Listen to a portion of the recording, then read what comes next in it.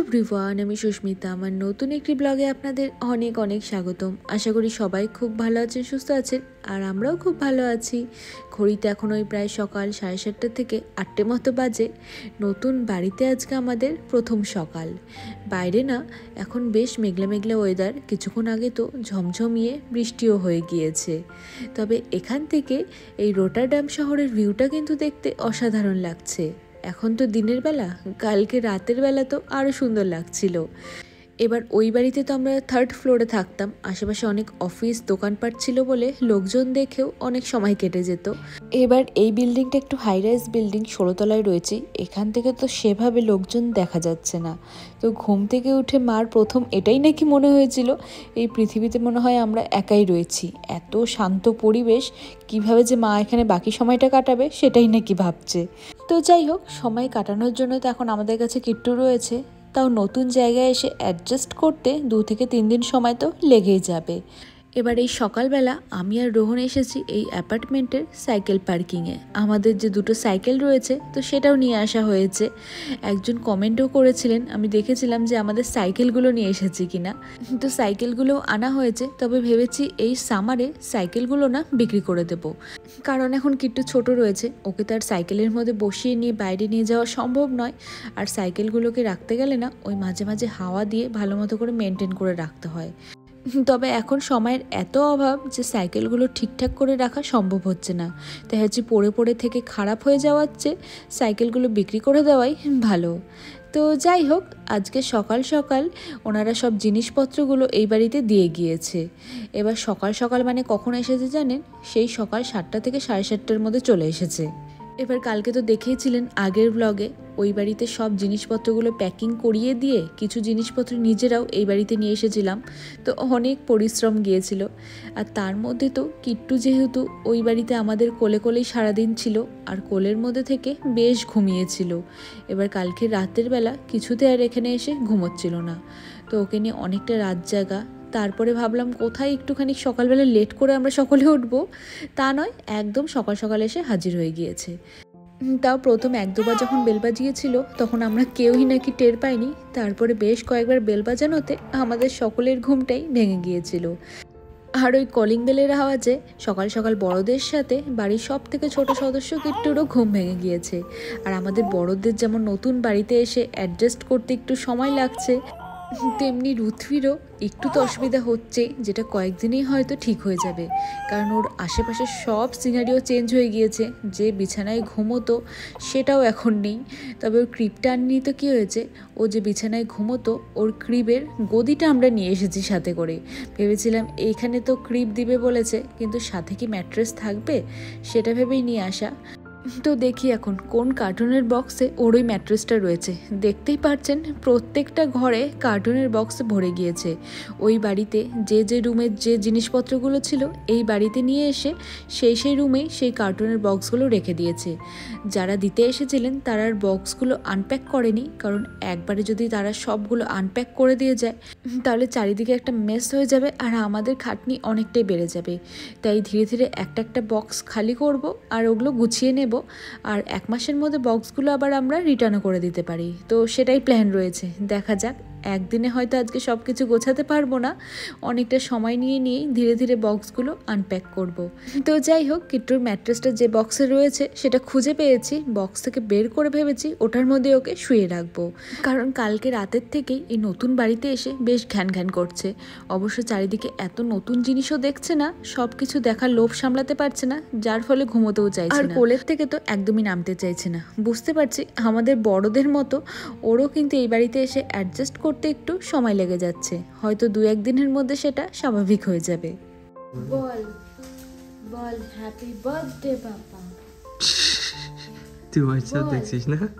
No, আমার WhatsApp দেখার দরকার পড়ে না। বল তুই বল, বলো হ্যাপি বার্থডে টু ইউ। বল কেক কখন খাবো আমরা? আমাদের বার্থডে পার্টি চাই। সারাদিন কাজ করাচ্ছ আমাদেরকে দিয়ে। না, কিট্টু কিছু কাজ করে নাই। কিট্টু চুপচাপ ছিল, এটাই তো চুপচাপ হাসতেছে, দেখ হাসতেছে। এটাই তো অনেক কাজ। হ্যাঁ, রাতে একটু জ্বালালো আর কি, সারাদিন ঘুমালে তো কি হয়েছে? জ্বালাবই। হ্যাঁ, নতুন বাড়িতে নতুন জিনিস, যেদিকেই তাকাচ্ছে সেদিকেই নতুন জিনিস।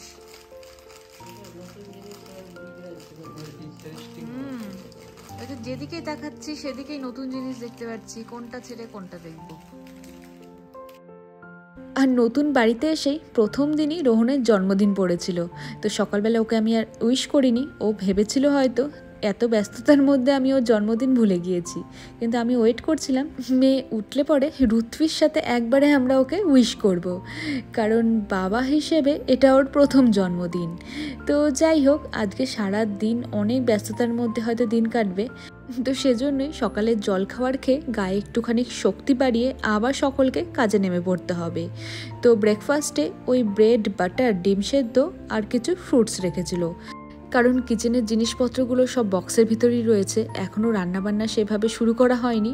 তাই পাউরুটি, বাটার, ডিম সেদ্ধ আর ফল দিয়ে ওই আপেল, স্ট্রবেরি, আঙুর এইসব দিয়ে চলুন এখন সকালের জল খাবারটা সেরে ফেলি। তোর বাড়িতে কেউ আসলে ধর হাতে নিয়ে বা ইয়ে করে খেতে পারে না, নিচে ঝুঁকেও খেতে পারবে না, তখন তার সঙ্গে মানি আসলে মানিকে দেওয়া না, মানি তো আবার নিচে বসতে অসুবিধা। বিশাল তুই নে, আমি কি করে খাবো?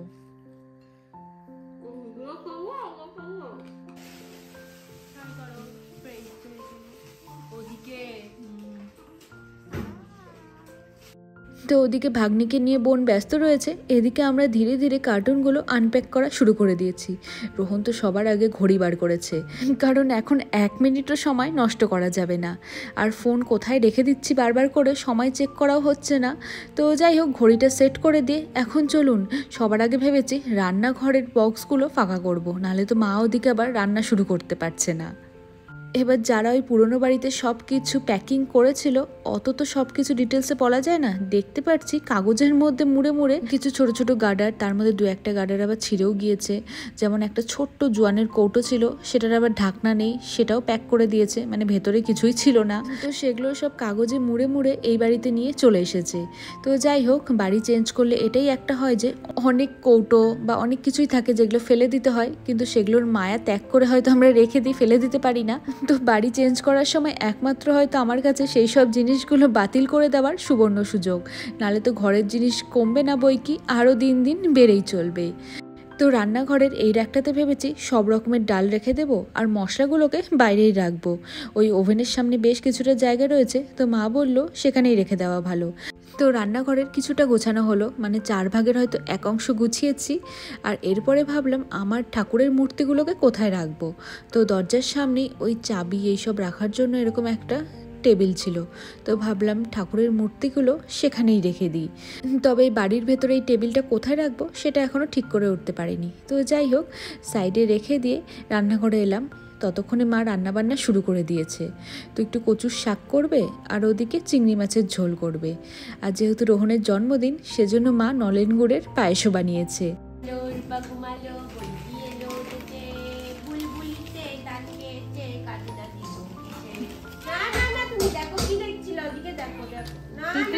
নতুন গান চাই।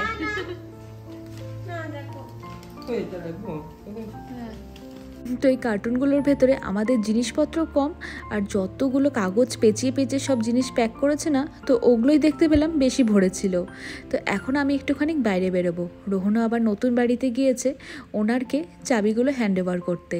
তো অনেকেই আগের ব্লগে প্রশ্ন করেছিলেন যে আমরা নতুন বাড়িটা কেন ছেড়ে দিয়েছিলাম। তো ব্লগে বলেওছিলাম, তাও আরেকবার বলে দিই যে বাড়ির যে মালিক রয়েছে পুরনো বাড়ির, তিনি ওই বাড়িটা বিক্রি করে দেবেন। তো সেজন্যই আমরা এই বাড়িতে শিফট হয়ে গেলাম। তবে পুরনো বাড়ির অ্যাটাচমেন্ট ছেড়ে নতুন বাড়িতে এসে আমাদের সকলেরই একটু মনটা খারাপ, কিন্তু রোহন বেশ খুশি হয়েছে, কারণ এই বাড়িতে ডিশ ওয়াশার রয়েছে। প্রেগনেন্সির সময় এত ফ্রেশ রান্না করতাম, আর তখন তো খুব কনকনে ঠান্ডা থাকতো। তো অফিস থেকে এসে ও যত বাসন মাজতো, মানে আমি দিনের বেলা কিছু মেজে রাখলেও রাতেও দেখতাম অনেক বাসনের ঢিপ জমে থাকতো। তো এখনও ওটাই খুশি হয়েছে যে অফিস থেকে এসে আর ঘ্যাটর ঘ্যাটর করে নাকি ওকে বাসন মাজতে হবে না। তো রোহনও যেহেতু ওদিকে বেরিয়েছে, তা আমি ভাবলাম এই সুযোগে চট করে সুপার মার্কেট থেকে একটা কেক নিয়ে এসে ওকে সারপ্রাইজ দেবো। তো প্রত্যেকবারই ওর জন্মদিনে ওকে ছোটোখাটো একটু সারপ্রাইজ সারপ্রাইজ দিতে ভালোই লাগে। তবে এই বছর ভেবেছিলাম কিট্টু যেহেতু রয়েছে, মা বোনরাও রয়েছে, ওর জন্মদিনটা আর একটু ভালো মতো করে করব, হয়তো কিছু বন্ধু বান্ধবদেরও ডাকবো, কিন্তু ইচ্ছে থাকলেও আর উপায় নেই। দেখতেই পাচ্ছেন বাড়ি ঘর ধরের কি অবস্থা হয়ে রয়েছে, যেগুলো ঠিক করতে আমাদের আরও 2 থেকে 3 সপ্তাহ লেগে যাবে। তো যাই হোক, আর কি করব, জন্মদিন বলে কথা, বাঙালি হিসাবে পায়েস তো বানানো হয়েছে, একটু কেক না কাটলে কেমন লাগে। তবে বাড়ির নিচের বিল্ডিংয়ে যে সুপার মার্কেটটা রয়েছে সেখানে ভালো কেক পাইনি, সেজন্য আরও দূরে আমাকে যেতে হয়েছিল। তো প্রায় আধ ঘন্টা 40 মিনিট সময় আমার সেখানেই লেগে গেল। তো যাই হোক, সেখান থেকে একটা কেক আর বার্থডের জন্য কিছু বেলুন নিয়ে এসেছি। তো সেই সব নিয়ে এসে আমিও বাড়িতে হাজির হয়েছি, আর 5 থেকে 10 মিনিট পরে রোহনও চলে এসেছে। তো কেকটাকে লুকিয়ে রেখেছি, মানে লুকিয়ে বলতে বাইরে তো আর রাখা যাবে না, ফ্রিজের এক কোণায় রেখে দিয়েছি। এখন শুধু চোখে চোখে রাখতে হবে রোহন যাতে কোনোভাবে ফ্রিজটা না খোলে। তো যাই হোক, বাড়িতে এসে দেখলাম মা তো নাতনিকে একদম স্নান ধান করিয়ে রেডি করে দিয়েছে।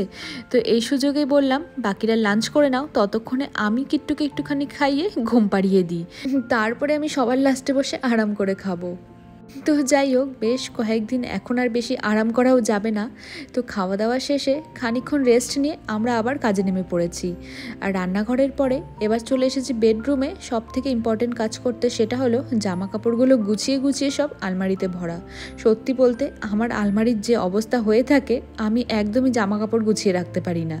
আর যারা এই কার্টুনগুলোতে সব জামা কাপড়গুলো প্যাক করেছিল, যেমন করে পেরেছে সবগুলো প্যাকিং করে দিয়েছে।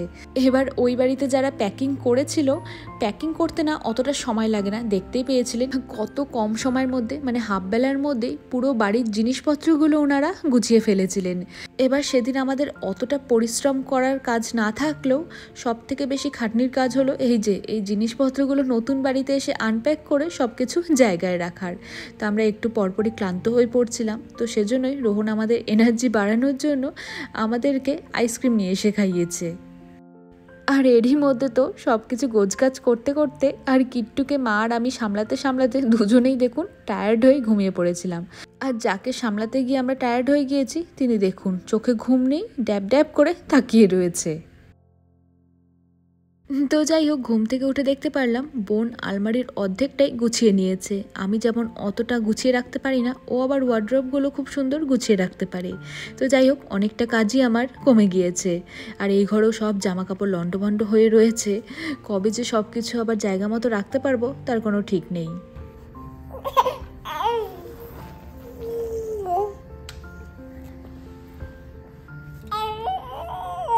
তো আমি তো বেশ খানিকক্ষণ পরে ঘুম থেকে উঠেছি, আর ওদিকে রোহন নাকি কিছুক্ষণের জন্য সুপার মার্কেটে গিয়েছে। তো এই সুযোগে মা আবার কয়েকটা বেলুন খুলিয়েছে। তো চলুন ও আসার আগে ওই কেকটা সাজিয়ে গুছিয়ে টেবিলের মধ্যে আর পায়েসের বাটিটা রেখে অপেক্ষা করি। Happy birthday to you.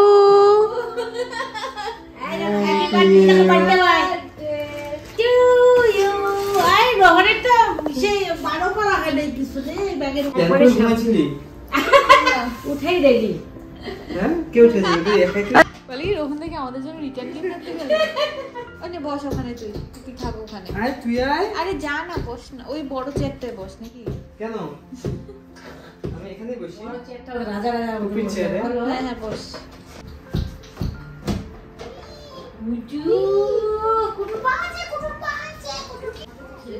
কি তো কেক খুব সুন্দর লাগছে। কেক কাটো, কেক কাটো। আর দাঁড়া কিট্টু, এদিকে রাখছে রুপি।